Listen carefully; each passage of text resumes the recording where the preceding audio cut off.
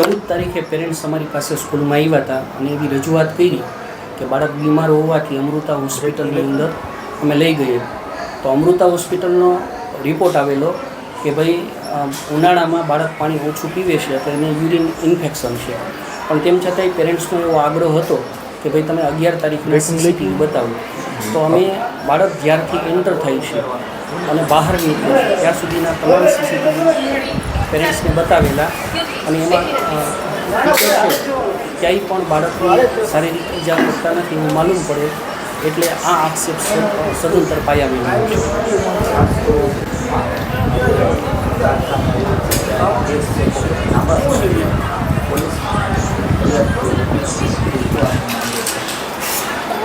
Police case કરેલો છે એવું 15 તારીખે અમને માલુમ પડેલો અને પોલીસનો ફોન આવ્યા તો તરત જ અમે હોસ્પિટલની અંદર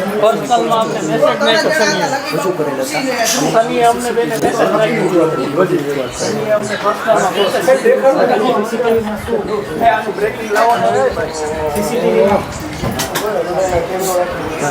સીસીટીવીની અંદર બાળક જ્યારથી દાખલ થાય છે ત્યારથી શરૂ કરી અને બાળક કેમ્પસ છોડે છે ત્યાં સુધીના તમામ સીસીટીવી બતાવેલા અને એમાં ટીચર છે એ બાળકની બાજુમાં પણ કહી જતું બીજા ટીચર એક્ઝામ લે છે એવું સંપૂર્ણપણે સાબિત થયેલું છે.